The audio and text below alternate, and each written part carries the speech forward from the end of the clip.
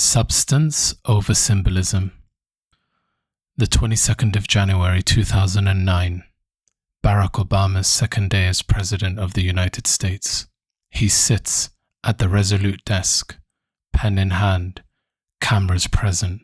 He signs an executive order directing that the detention facility at Guantanamo Bay be closed within a year. He left office 8 years later. Guantanamo was still open. During the British general election campaign of 2024, the Labour Party was asked repeatedly whether it planned to cut the winter fuel allowance paid to pensioners. Their answer was unambiguous. Within 3 weeks of winning the election, 10 million pensioners lost their winter fuel allowance. The manifesto had made no mention of it. The campaign had actively denied it. 2 promises, 2 governments, 2 countries, 1 mechanism. The declaration arrives first, then comes the silence, and by the time the record catches up with the rhetoric, the news cycle has already moved on.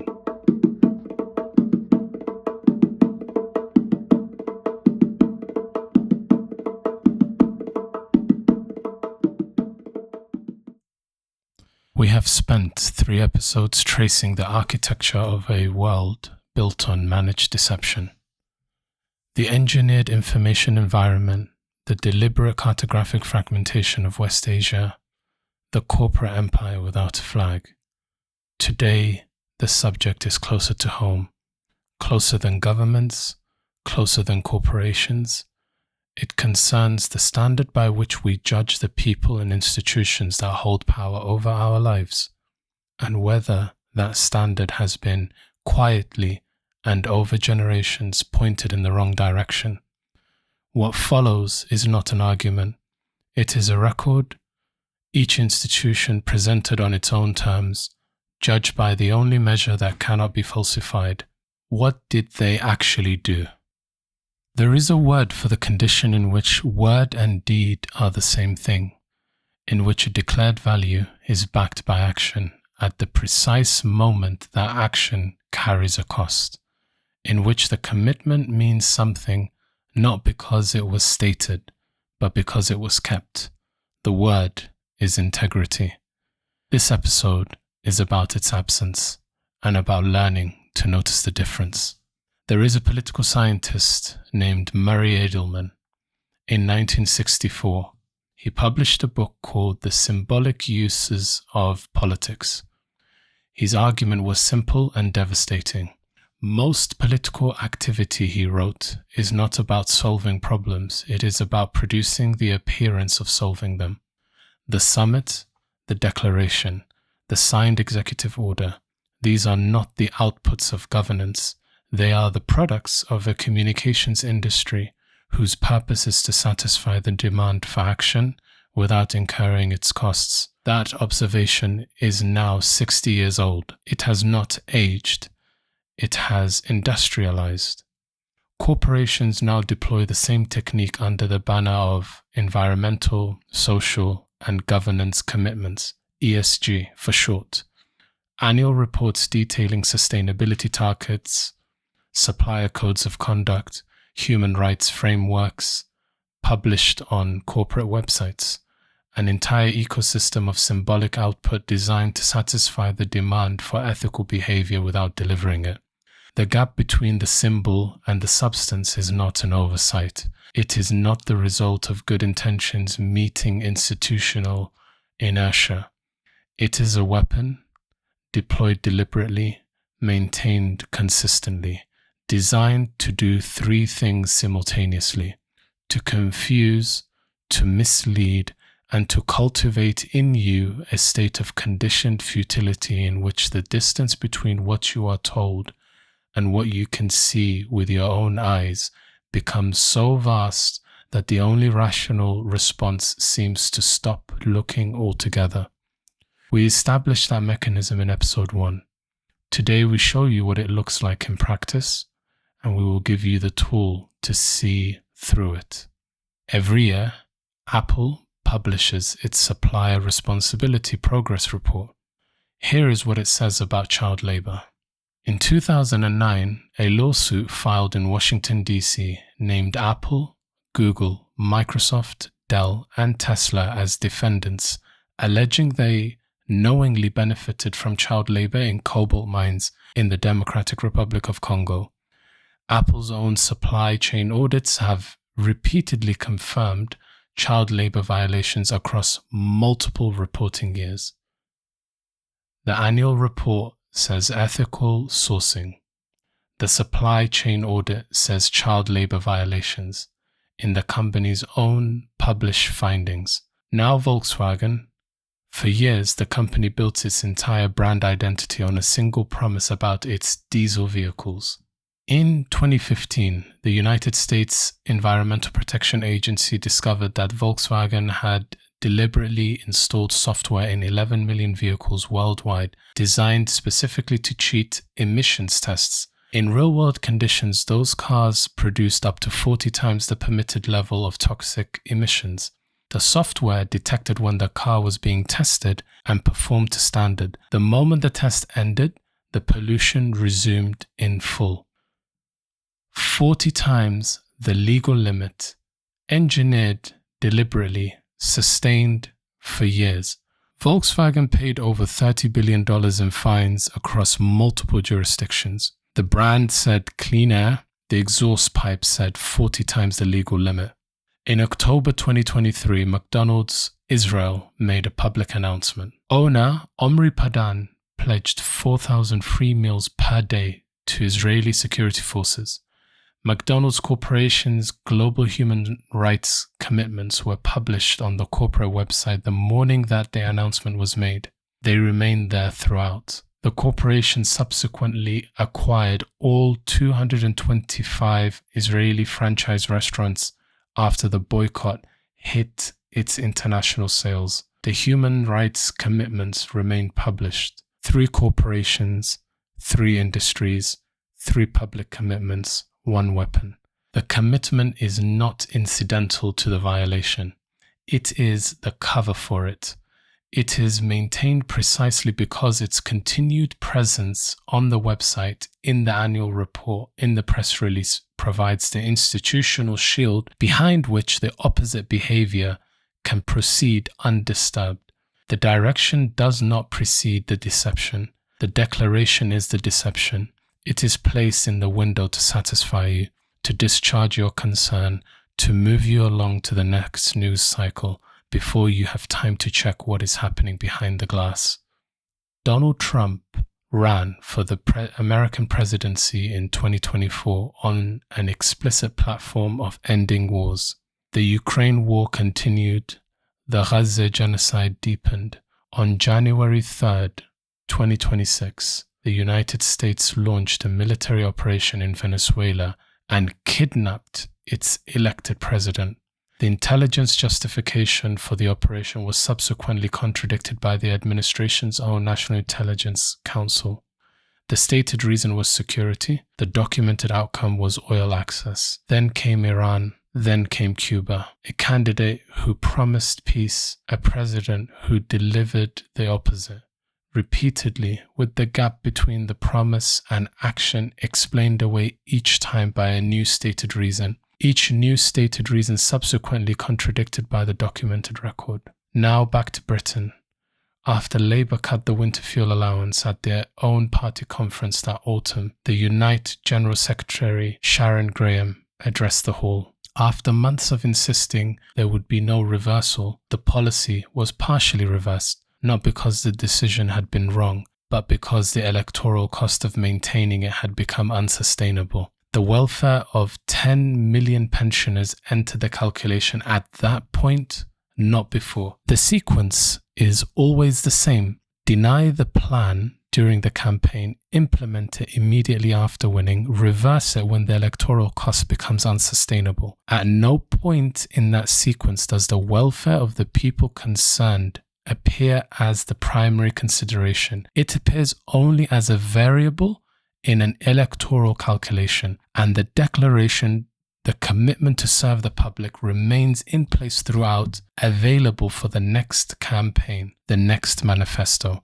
the next occasion on which its appearance is more useful than its substance. We have shown you corporations that published commitments they did not honor, governments that made promises they did not keep. Now we come to the example that contains everything the others have been building towards. The phrase "never again" did not emerge as a sentiment. It emerged as a legal architecture.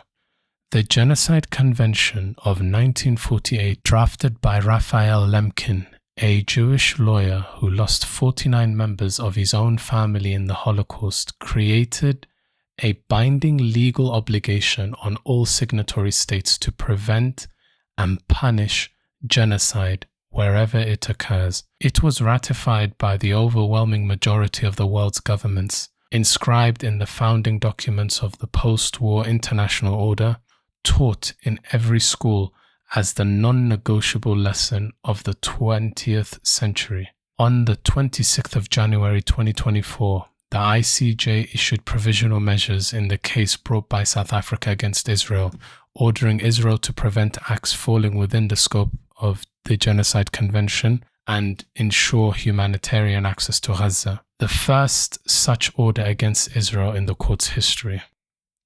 Whilst the court was issuing that order, the governments of the United States, the United Kingdom and Germany were not merely approving arms export licenses, they were actively participating in the operational architecture of the war itself. Germany, the country whose national identity is most defined by "never again," supplied 30% of Israel's foreign-made weaponry between 2019 and 2023, according to the Stockholm International Peace Research Institute. From October 2023 to May 2025, Germany issued arms export licenses to Israel worth more than 485 million euros. When Nicaragua filed a case at the ICJ accusing Germany of complicity in genocide through those exports, Germany told the court it had sharply reduced them and that few war weapons had been transferred. Germany's own Bundestag disclosures revealed the opposite.